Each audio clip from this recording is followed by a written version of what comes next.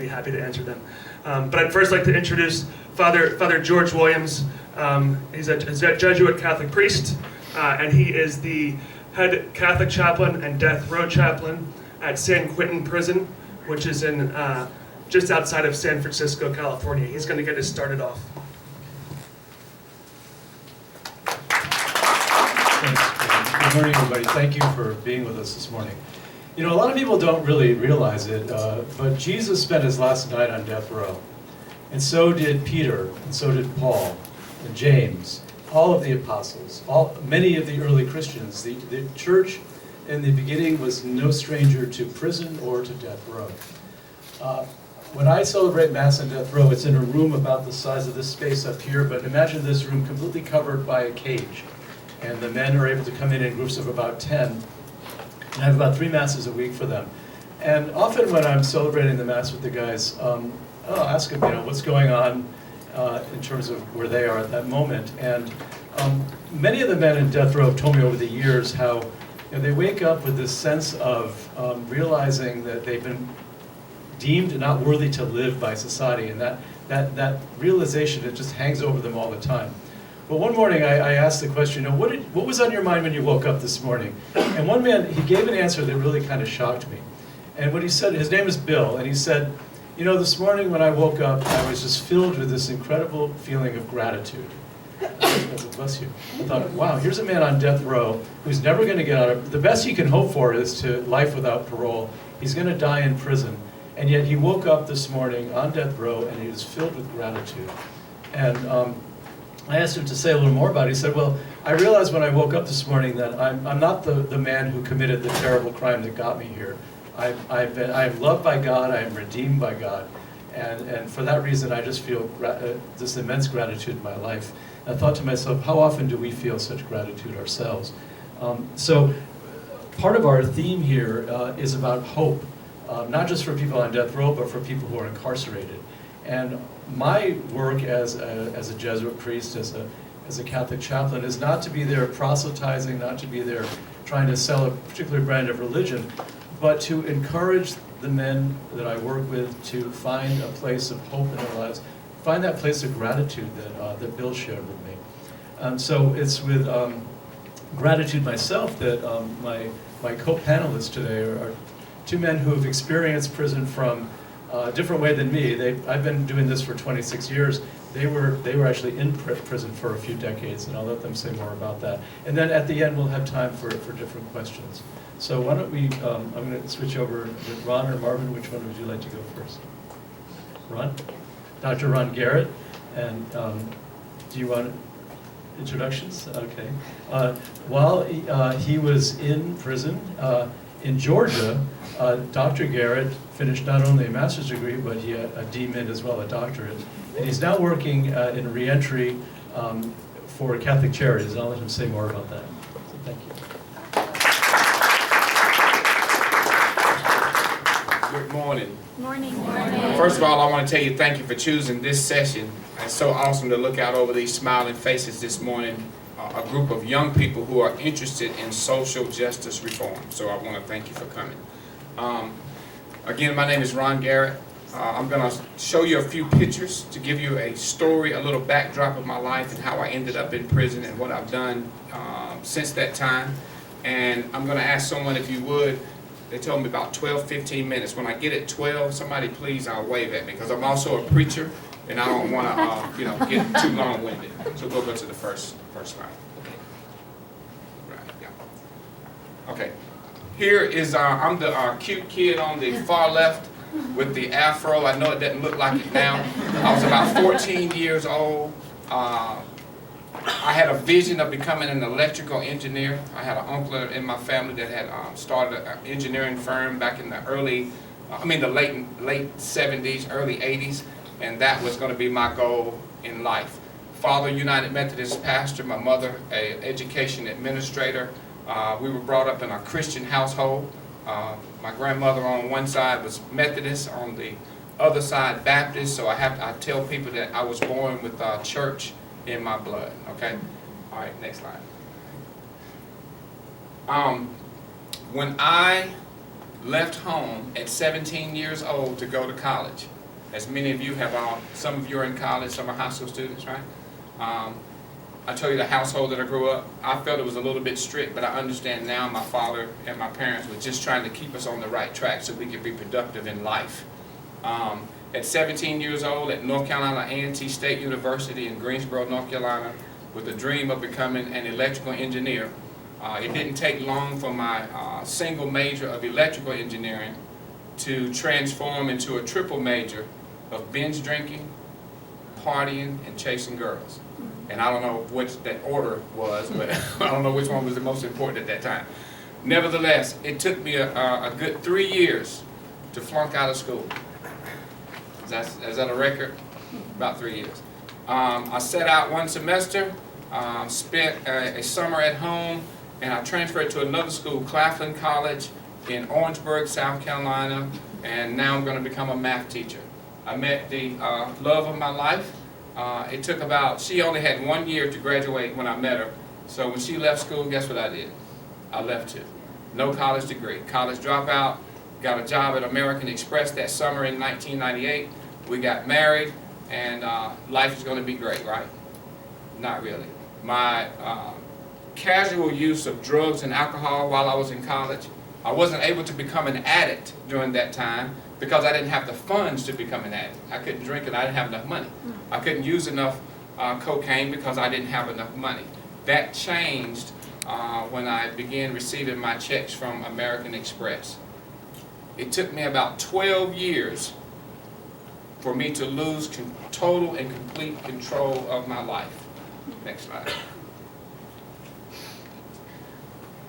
In 1998, September the 4th, I began a 20-year missionary journey in the Georgia Department of Corrections.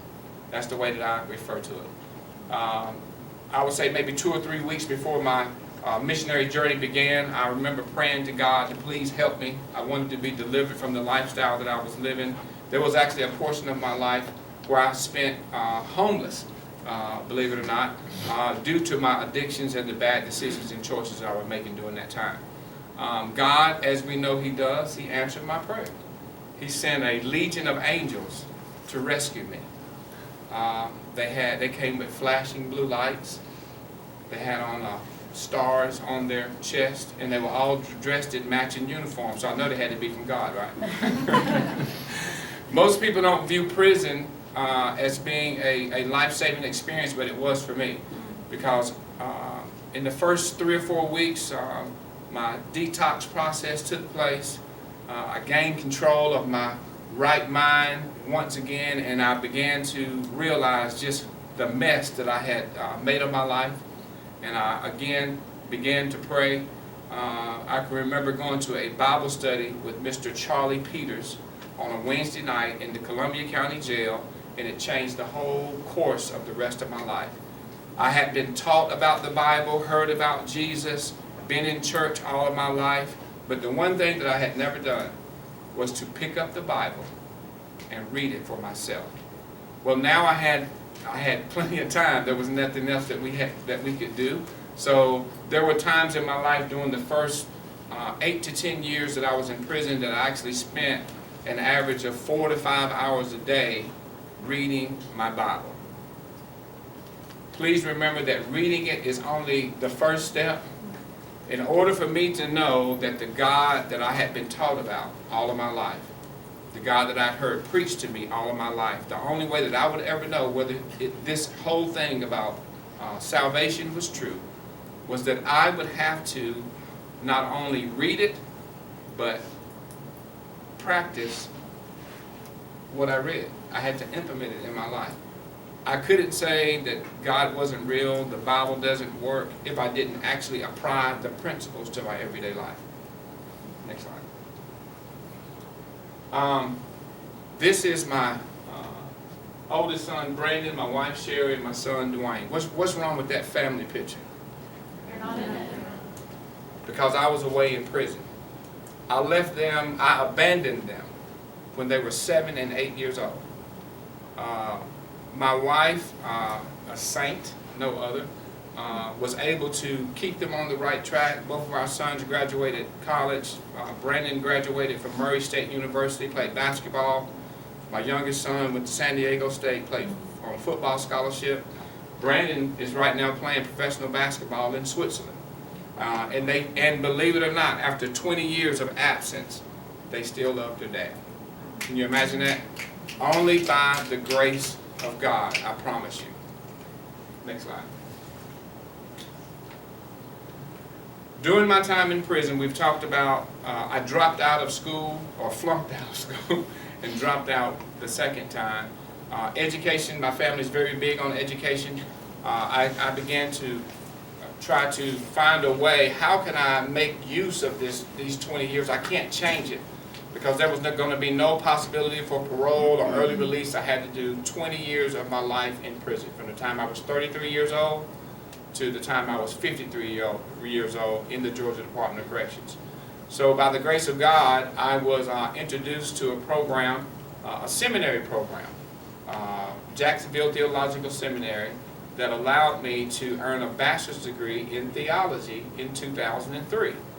And so I'm like, well, I've still got quite a few years left in prison, so what else am I going to do? So by the grace of God and my family, there was no other way that I would have access to the opportunity for someone to pay for me to go to school while I was in prison. But because I wanted to prepare to do what I'm doing today, they marshaled their resources and made that possible.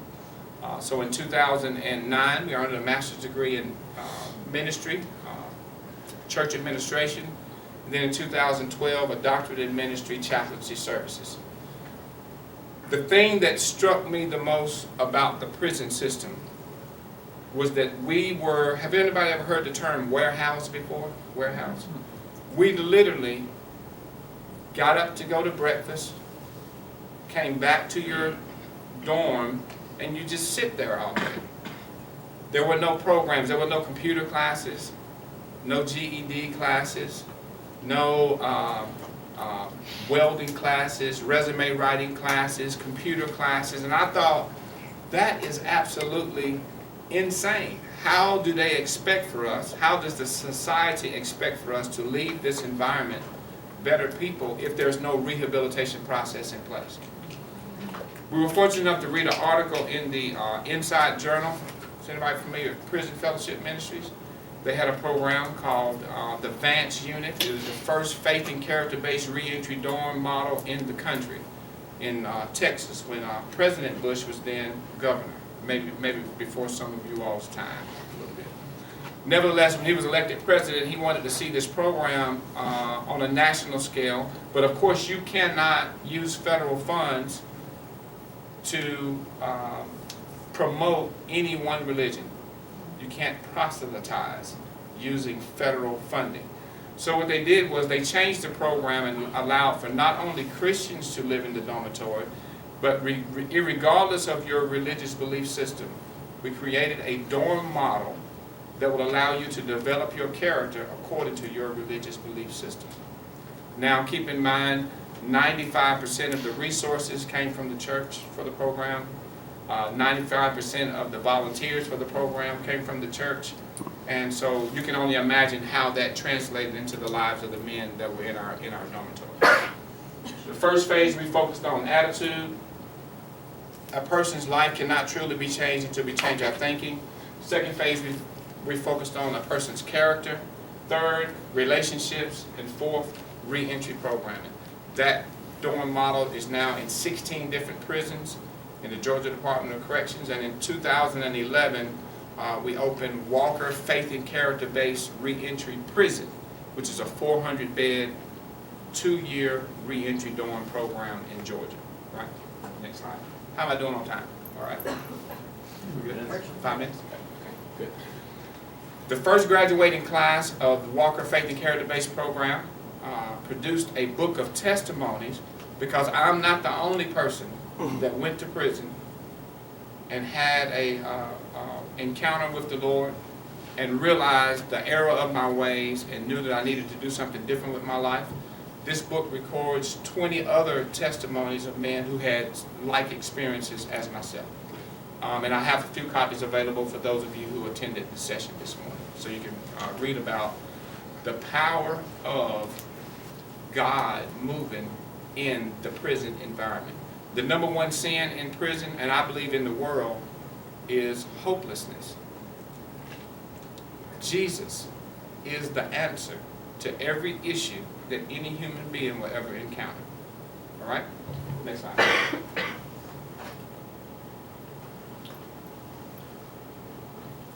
"30 days before I was released from prison, the warden of the facility and 2 other counselors transported me about 200 miles to Atlanta, Georgia." Anybody ever familiar with TED events? And hadn't been released from prison yet. You all don't understand. But we, only by the grace of God was something like this possible. To be able to come outside of that environment and to share in an experience like this. Permission to dream again, the impact of addiction on mass incarceration. We'll go ahead to the next slide. The first weekend out of prison. This is amazing. How long did I say that I spent? 20 years. You see that lady there in the middle?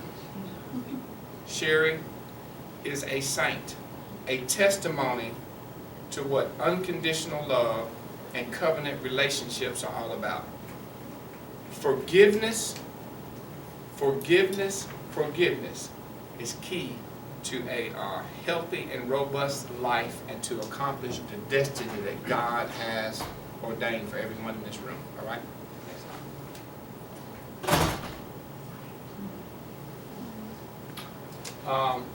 Family sent us on a what do you call it? Carnival cruise thing. And that was like our little date night on the cruise. Next slide. We're gonna get on out of here. Next slide. November the 2nd of 2019. Following, I believe, my walk with the Lord, my transformation process, I joined my wife in the work of the ministry to become ordained as a minister of the gospel of my Lord and Savior Jesus Christ. Mass incarceration is one of the hugest evils of our society. There isn't a person in this room who hasn't made a mistake. Anyone that has never made a mistake, please raise your hand so we can know. We have one. He's joking. I know he's joking. Forgiveness is not only a trait that is a part of the Christian experience. We need forgiveness in society as a whole. The whole thought of allowing a person who has made a mistake to truly have a second chance in society can only be realized with people like yourselves being willing to be the community, to surround these individuals when they come home, to be the family support necessary for them to successfully re-enter society. I'm like a 1% likelihood of the kind of family situation that I came home to, which is why I have dedicated my life to serving returning citizens. I now serve as the Regional Reentry Coordinator for Catholic Charities, the Welcome Home Reentry Mentoring Program, where we match mentors in the community with returning citizens coming home. I applaud you for your decision to come to this particular breakout session today. And I hope that you have the same passion for criminal justice reform as the organizers of this event, and I greatly appreciate you for your time this morning.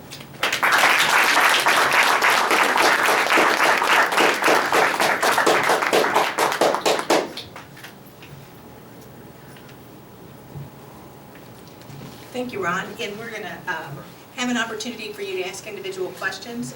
But at this time, I'd like to ask Marvin Jackson to come up. And Marvin has a little different story. And Marvin was released in July this year, this summer, and part of the Second Chance Act is a response of that. And were you in for a life sentence before? Was in for a life sentence. So this is a product, and I'm anxious to hear his story also. I became acquainted with Marvin through Dr. Mark Howard here in Georgetown University. He has a prison scholars program. It is going in. And so, and that's a whole lot of it. We've got information and we'd like to talk about that afterwards, but I'd like to first hear Marvin's story. So thank you for sharing with us. Good morning, everyone. Good morning. My name is Marvin Jackson. So you're out of the light. Thank you. Perfect. My name is Marvin Jackson. I grew up here in Washington, D.C., Southeast, in Section Ward 8, which has always been the most poorest section in Washington, D.C., and great frankly, it still is to this day. Can you speak a little louder? Yes, ma'am. Okay, can you hear me? Okay. Growing up in Washington, D.C., in Southeast Ward 8, in the 1980s, in the early 90s, it was a very, very violent part of Washington, D.C. In the 1980s, my mother had a job right here at the Pentagon, and she had fell victim to the crack epidemic in the 80s. And my father had went to prison also in the 80s, so it was kind of like I was without parents because of their situations. And my mother lost her job at the Pentagon, and we lost everything. So by the age of maybe 9 years old, I was kind of out there running around in Southeast DC, fending for myself, learning how to take care of myself, just to survive. And throughout my upbringing in DC, I seen all sorts of violence, drugs being sold, prostitution, murder, all these things on top of my mother, crack addiction, and father in prison. It really traumatized me as a kid growing up in Washington, D.C. And at the time, at such a young age, I really didn't have the answers, or I couldn't go to anyone to maybe help me with the answers of wondering what is going on with my life at such a young age. So then you have me growing up, seeing all these traumatic situations. I started acting out in school at a very young age. No one really sit me down. No one really came to help me understand what I might have been going through. So it kind of led me into doing things that I really didn't know or understand the consequences of my actions because I was a kid. A kid just acting out, a lot of agony, a lot of pain, and suffering. So it started in my household. So throughout that, I started to look towards a lot of negativity, which means I looked towards guys that were older in my community. Some was drug dealers, some say they was murderers, and etc. So I didn't have what you call a positive male figure to look up to or go to and talk to. And I got involved inside the criminal justice system at a very young age. At 12 years old, I got caught for carrying a gun without a license, and I was given probation. Still, even through the incarceration of me coming home and giving probation from the gun charge, no one still maybe asked me, young man or young boy, why have you carrying a gun? So that led to other things. Because at that time, back in the early 90s, in the late 80s in Washington, D.C., you had kids, actually kids, fending for themselves, learning how to sell crack, learning how to sell heroin, to survive, to eat, and things of that nature, and also taking care of their younger siblings. And I wasn't given any type of advice to where as though someone could have came and pulled me to the side and said, you know what, you're a smart kid, I'm gonna try to help you and get you away from this violence. So that wasn't done. So now I had to continue to learn how to adapt to my situations, which is my community, and still fending for myself. So throughout that, I was sent to a youth center that they now closed down, used to be in Laurel, Maryland, called Oak Hill Youth Center. And this is where they would send us young African-American children to prison. Because I can't say it was a camp, I can't say it was a playground, it was a prison for young males, for young African-American males in Laurel, Maryland, which housed DC residents. And I spent numerous months there, growing up there as a kid. And still, no one there taught me anything about responsibility and accountability. So throughout my juvenile experiences through the juvenile system, I'm back in society, I'm back in Southeast, Washington, D.C., Ward 8, fending for myself again. Now at 17 years old, I was charged as an adult with a title called Title 16, meaning that if you're 16 years old to 17 years old, at that time you could be given a life sentence in Washington, D.C. So I was charged at 17 years old as an adult with older offenders, which is they call co-defenders. And throughout my incarceration at the DC jail, I went to trial in 2000 and I was found guilty. But I also proved my innocence in 2 murders that they allegedly charged me with. But on the backhand of that, I was still given a 23 to life sentence without the possibility of parole. So I started my journey off at 17 years old, and when I turned 20 years old, I was sent to this place called Lawton, Virginia, which was a penitentiary down here in Virginia, Lawton.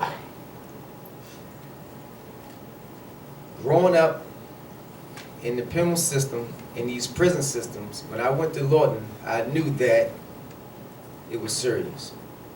It wasn't no longer dealing with the Oak Hill Youth Center, dealing with the juveniles and things of that nature.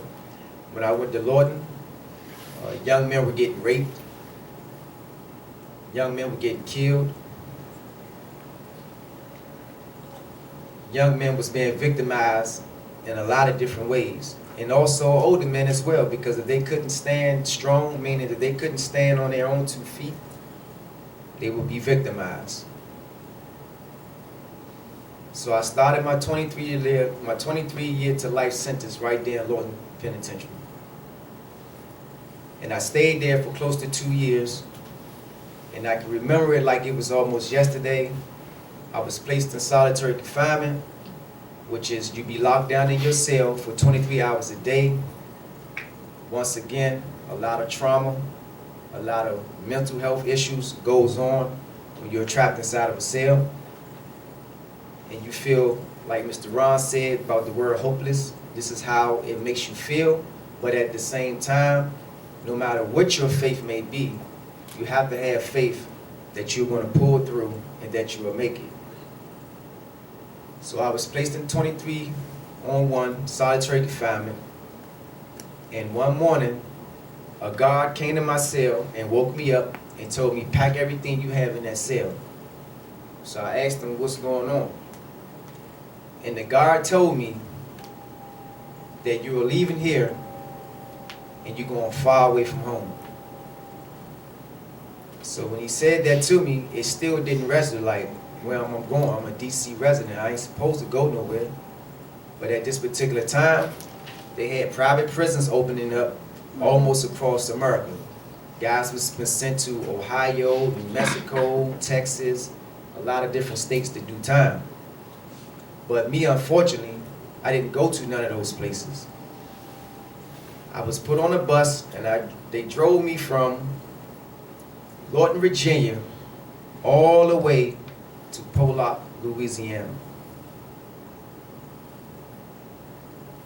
And I also was the youngest person on that bus. I never forget the bus ride. It was very, very hurtful, very painful, knowing that, okay, I'm gonna be so far away from home, I'll probably never see my family again due to the lack of funds, and they couldn't travel those long distances. So I was sent to a place called Pollock, Louisiana. It was a federal penitentiary, the federal penitentiary, the BOP. It's a maximum penitentiary, a level 7. When you're placed behind a big wall and you'll never see anything again. Buildings, trees, you'll never see these things.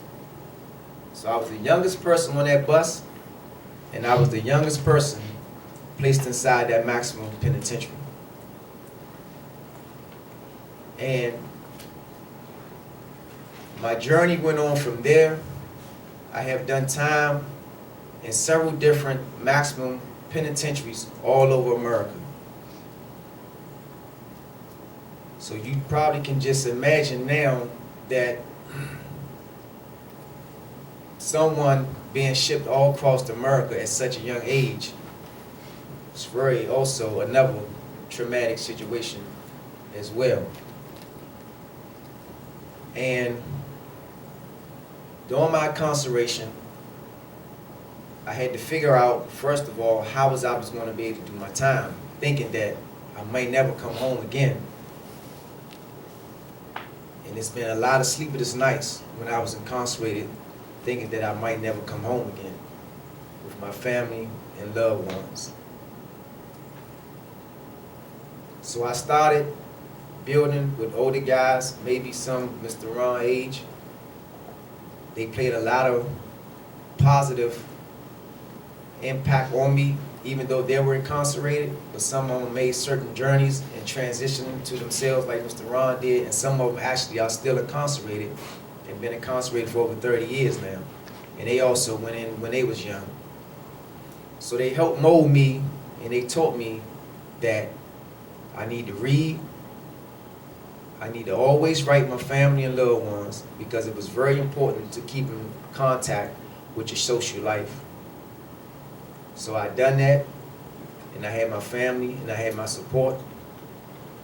They all wrote pictures, they all sent pictures, they wrote letters and sent cards and things of that nature to keep my sanity somewhat at peace.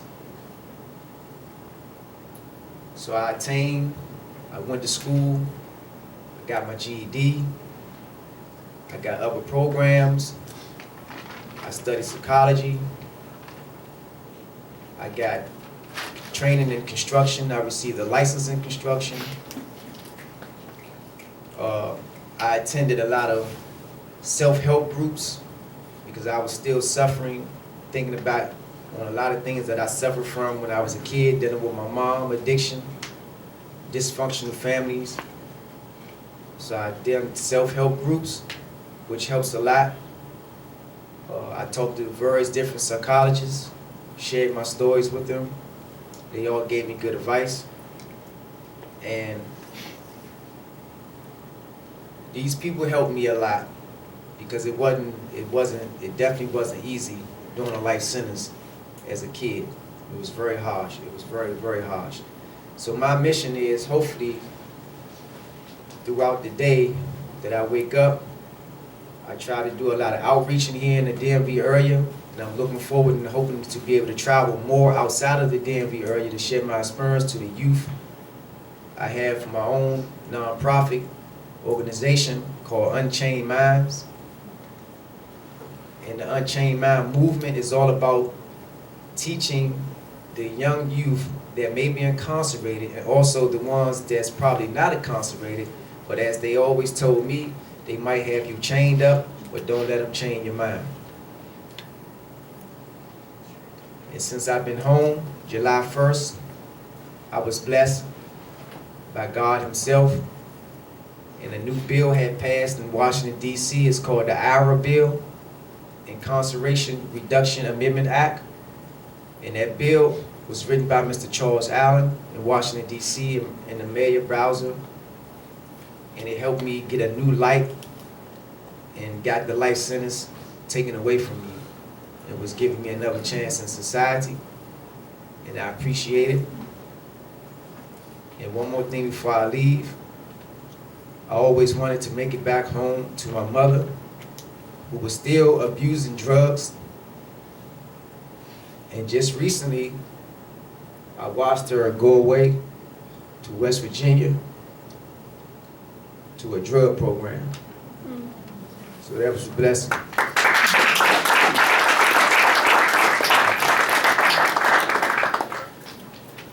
would like to thank all of you in hopes of, in some way, we can all just continue to network and continue to fight for justice for all, not just young African American people, but for all races, because God created us all. So I appreciate your time. May God bless you all.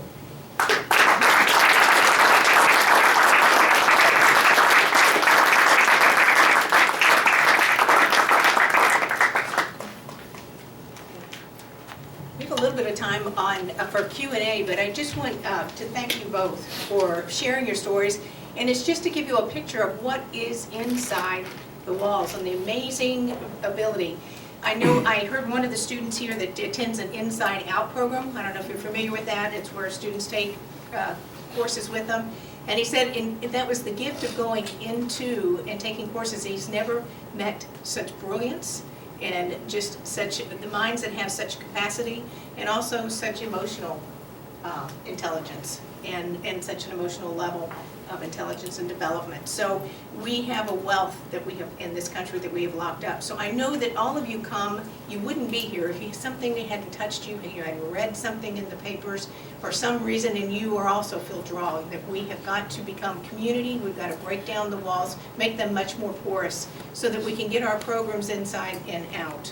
Through that, I know that there's also means we have a pen pal demonstration back in the back. The Order of Malta, Knights of Malta, for now have access for people, and they've got lots of people that they would like you to begin writing to. They just need that correspondence. For Be a Message of Hope, there's many other organizations, and we have a lot of them listed on our website. And then also, there's many opportunities. Please take to your universities the opportunity to do tutorials or working with those the children, the parents that are incarcerated. And then, and many services. But I want to, while we've got a little bit of time, open it up for questions and getting the discussion and what brought you here and what do you have an interest in. So please. Questions for Ron and Marvin? Yeah, for either one of them, it's just, Yeah, that's it's right back. So my question is really an opinion one. I think, Marvin, you mentioned private prisons. I'd just like to hear your opinion of that phenomenon.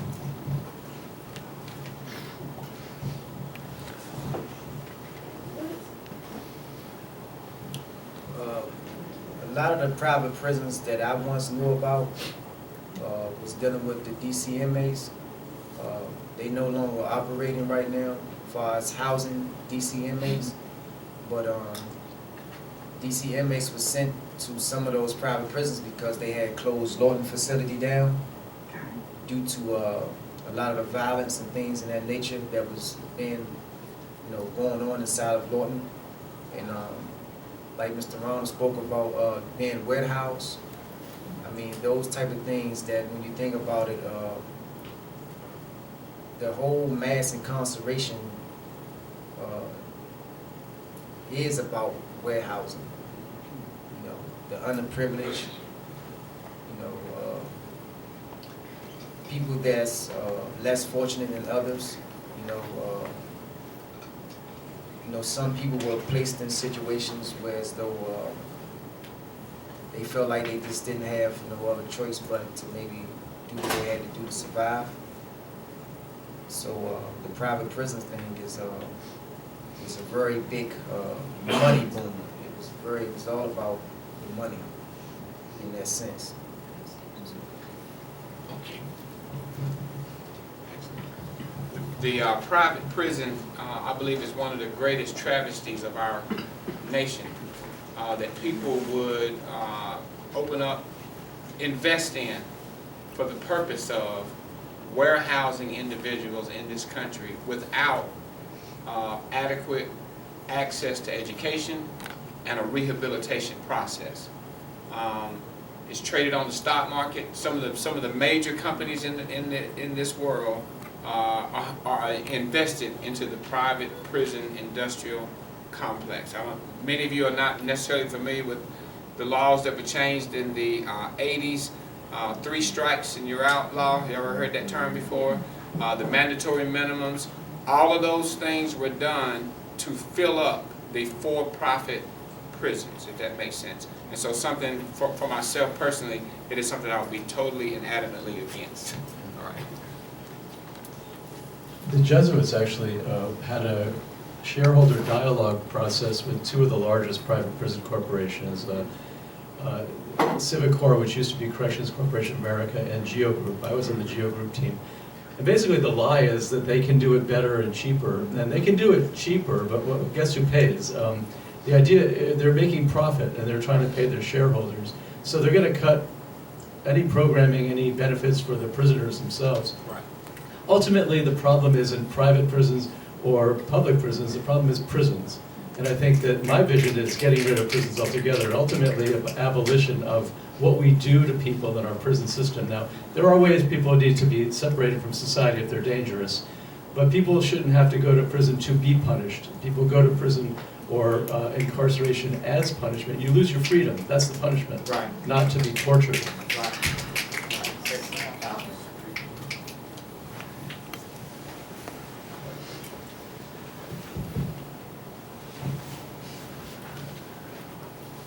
What do you think has to change for no 9-year-old to ever have to fend for himself in a city again, and for youth centers to not feel like prisons?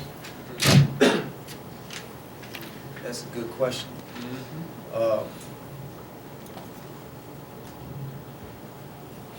I can reflect back to when I was that age, like I spoke earlier a little while ago, is that starting in the school system, like in elementary, where I was at, if I was a teacher or if I was a principal, I would first look at, okay, I would ask myself, if I see a young child, whether it's a male or female, starting to develop behavior that's not normal for a young child that age, I would first try to ask myself, okay, what is wrong with the kid?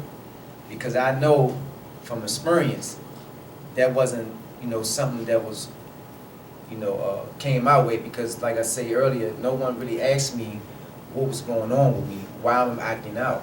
And it all came from me noticing and suffering at home from dealing with my mother's drug addiction. So that's when the trauma kind of really started, And, seeing my mother would almost killed, beat down with a baseball bat, face disfigured, laying in the hospital fighting for her life. I was only 8 years old when I seen that. So a lot of these things was trauma. It was trauma, And I just started to act out in school. 2nd, 3rd, 4th grade, 5th grade, but I still haven't had no one to sit me down and ask me, Marvin, what is wrong? All they know was, he's a bad little boy, but I wasn't always bad. I wasn't born bad, So I think the answer to your question is, if we start to see these things, not just in the schools, but in our communities, we have to try to ask the child, or maybe find that child guardian and find out, okay, what is possibly going on in that household? Because that's where it starts at. You got a good household, you got a good family, you got good family support. I could have been one of the guys that went to college like Mr. Ron did, but at 17 years old, I went away to prison. So I think, we should just start paying more attention to kids when they're starting to act out. Because most kids, like me, myself, at that time, when I look back, I probably could just been hugged by someone. So I think that's it. I want to say that for those that may not know, each state predicts the bed space that they will need for prisons. Do anybody know how they predict? Third grade. And if we can implement a system so sophisticated to predict how many prison beds we'll need because children are not on the correct reading level, certainly we could implement a process for educating our children to make sure that they don't end up in that predicament.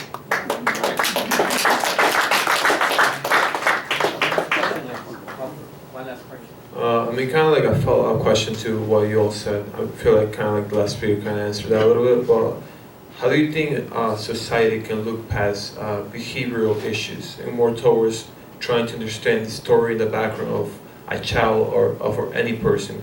Because I feel that many times in society we see someone acting out and we're like, you're bad, but like we never say like what did that person go through in his past. So how do you think we as a society can do that?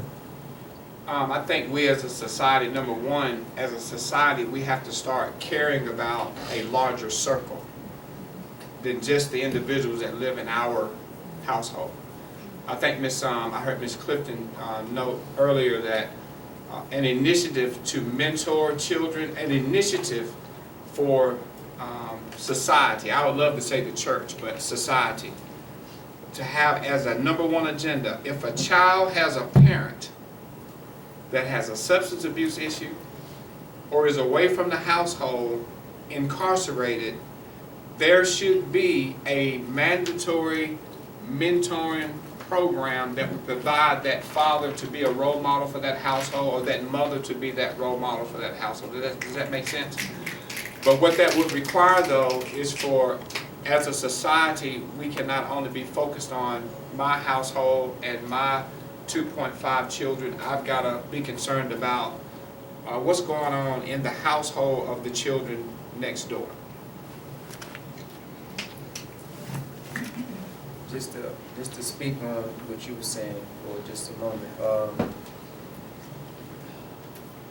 You know, I'm still a Washington, D.C. native. And after 22 years of incarceration, since I've been home, before I came home, I was hearing about the gentrification and things of that nature that's going on. A lot of things have changed. And then you had a few people speaking irrational about it, like they was just like mad, you know. But since I've been home and I take a ride around DC, I was getting lost and I was amazed. I was joyful because what I'm seeing now, the new developments and things and like stuff like that, it's beautiful to me, you know. And even with different cultures now in DC, you know, it's a beautiful thing. And so since I've been home, like I goes back into my community, and like I say, where I grew up at, it's still the poorest section in Washington D.C. If you go to Ward 8 right now, which is Martin King Jr. Avenue, Palmway Road, where I grew up at, all through those neighborhoods in Southeast, like it's a lot of new development going on.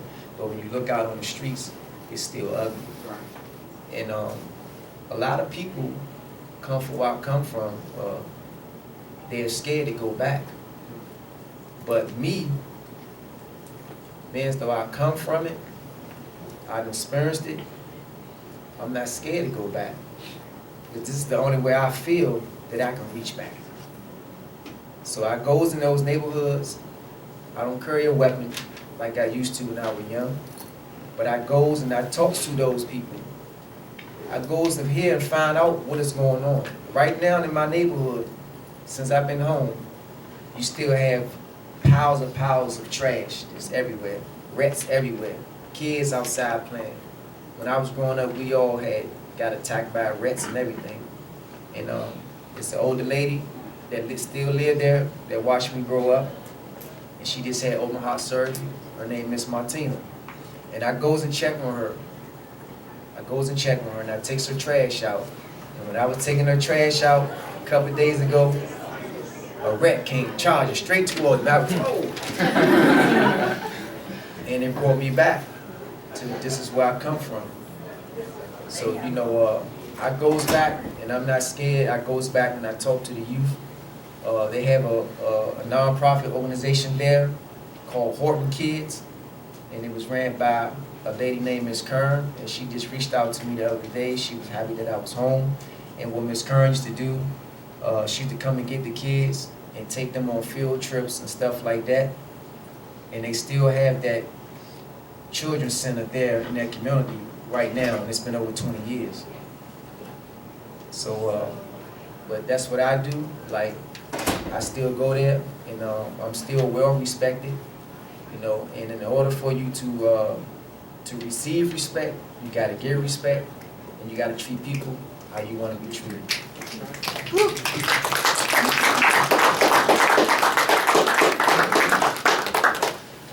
Wow, thank you so much, Marvin, Dr. Ron Garrett, Father George, for your stories and your reflections. Thank you all for being here. On behalf of Catholic Prison Ministries Coalition, just one more reminder, I gave this plug early on. Please, if you didn't get one of these, there's cards in the back I can pass them out to. Take a bunch, pass them along to classmates, campus ministers, theology teachers. So thank you again for being here, and I hope you enjoy the rest of your conference.